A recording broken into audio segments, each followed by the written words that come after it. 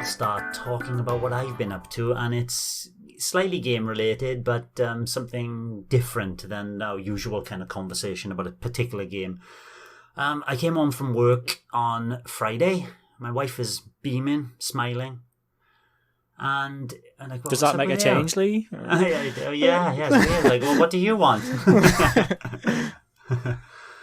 And she said, I just bought a Switch.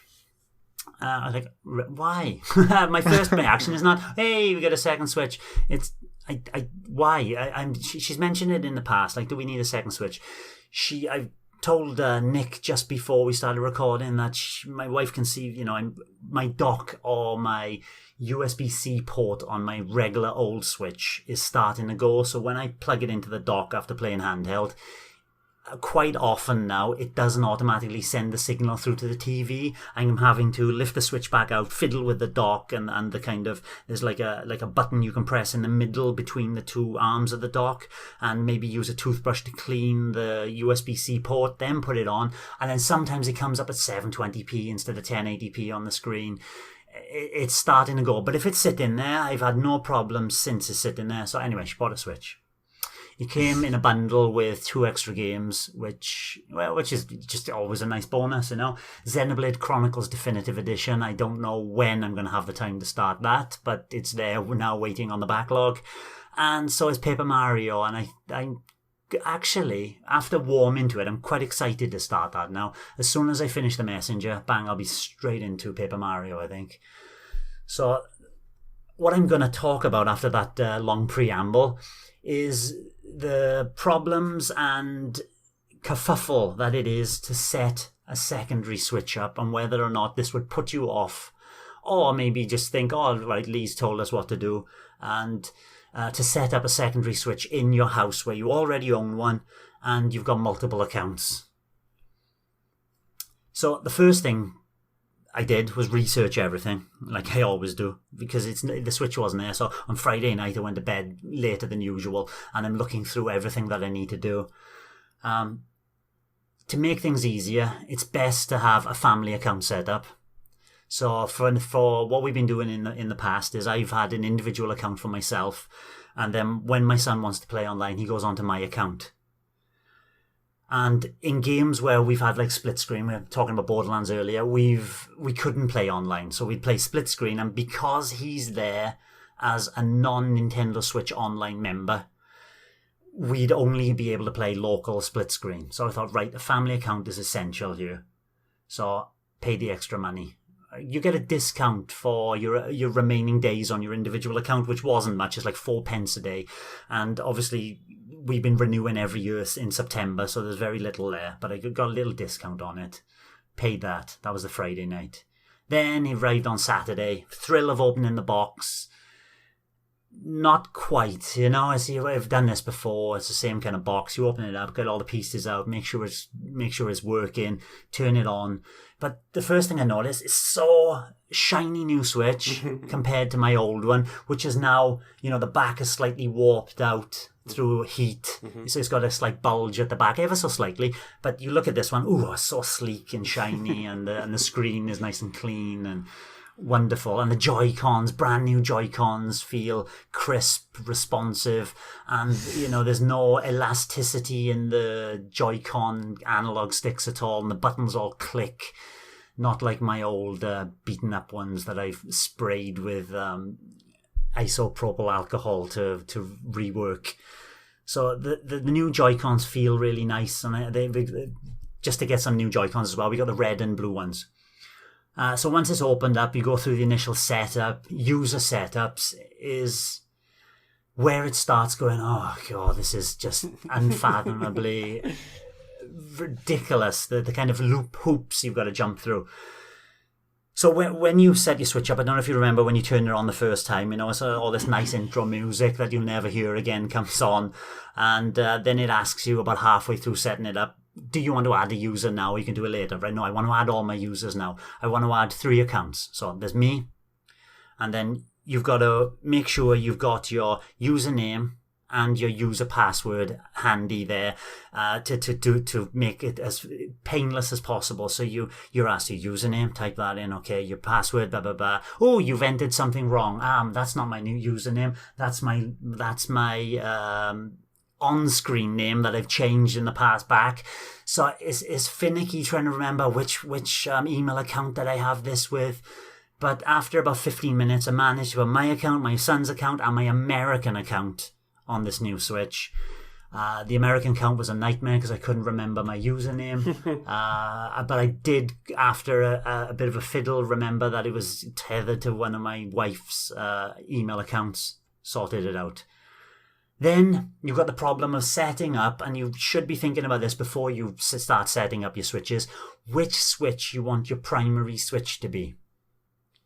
So basically you've got primary and secondary switches, so you can only have one primary switch and every other one is secondary for each account. So you got to kind of think, right, I'm thinking a primary switch is better to have as one that you're going to predominantly or more likely to play as a handheld, because you're going to be taking it to other places, because the primary switch can play any game at any time it wants to. The secondary switch has to check online every 3 hours. So if you don't play the Switch overnight, every time you go back on and load a game up, it goes, hey, we're checking, we'll have a quick look online, make sure you can actually, you're licensed to play this. And it doesn't take long. It takes about 10 seconds to check, and then it loads up a game.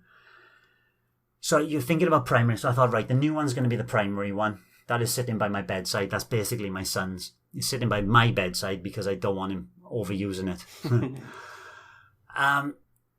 And then you've got to set up how to change it to a primary switch is by going to my regular Switch, going into my eShop account, going into the user information in that eShop account, which is in the top right. You got a little icon, your me icon up there is mine, and then deregistering it as your primary.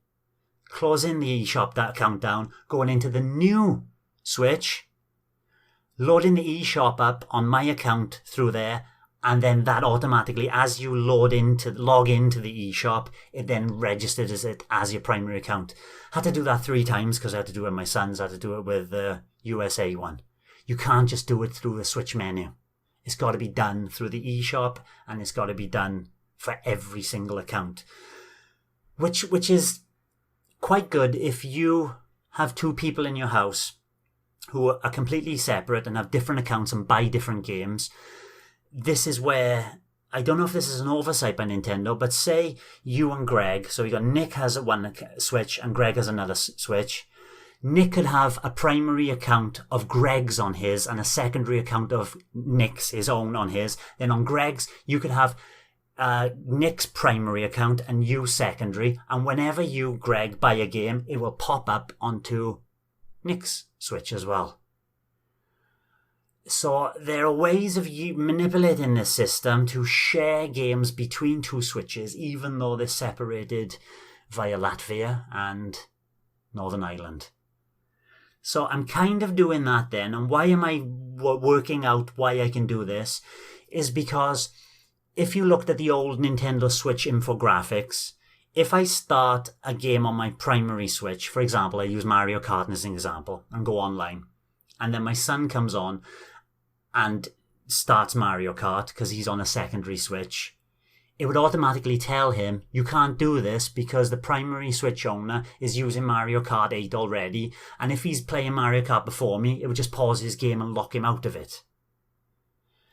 So the way around this, and it does work because I've tried it a few times already, and Dazzy B tried on our Discord server as well, just to make sure this is possible, which made me want to buy the family online Switch membership, is that on the primary Switch, my son logs in as the person who didn't buy the game. So he's like a secondary Switch account.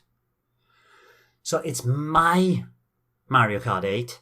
And then once he's got to do this first though. He's got to go into the primary Switch and use his account to log into a game that I bought, like Mario Kart 8. Then once he's loaded it up, or it's loading, I can then go into my secondary Switch with my secondary account, not his account, and load Mario Kart 8 up, it checks online and then it works. And then we can play online. So I can be on the TV playing online and he can be in handheld mode on his Switch playing online. And because we got 2 Nintendo Switch online subscriptions, it works fine and seamlessly. But it's got to be done that specific order and online only. We can't do it locally. If you want to do locally, you have to buy the game twice.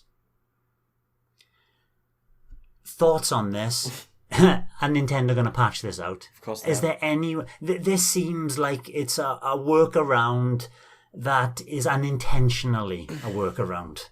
Yep. Definitely. No, I mean, but apparently, didn't you say in Discord though, or Dazzy said in Discord that it's been unknown since November last year? Okay. So maybe they can't patch it out.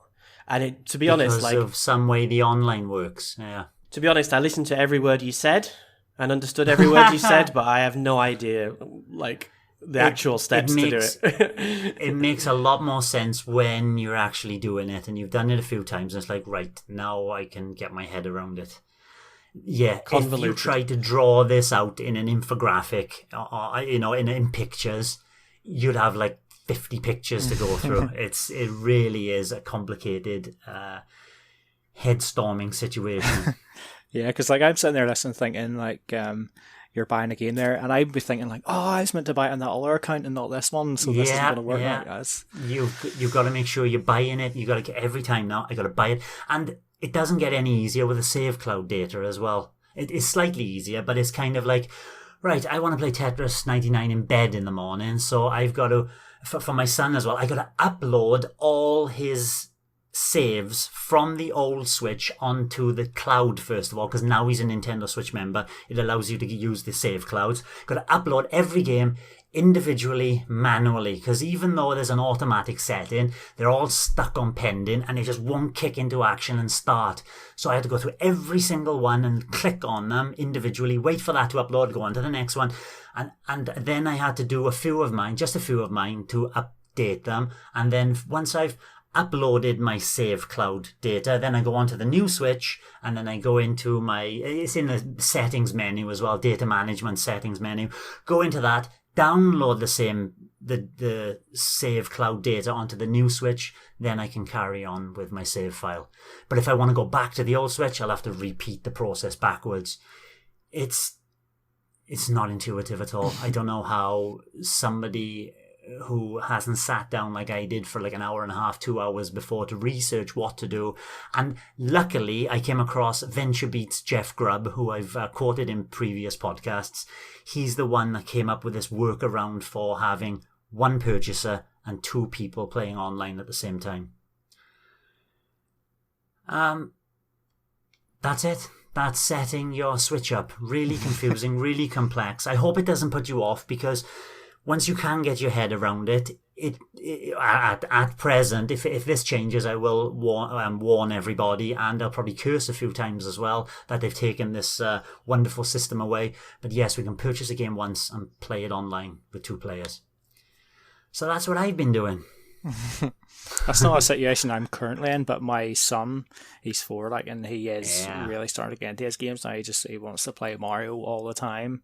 So I do sort of foresee a time, maybe like a couple of years' time, where he has maybe his own Switch or Switch Lite, or if I've upgraded to a Switch Pro or something and he gets my original Switch. So I might have to bookmark this this podcast and try and re-listen back through all the steps. Yeah, probably. If I, in a couple of years' time, I would have forgotten everything unless I purchase another one as well to refresh my memory. I want to forget it.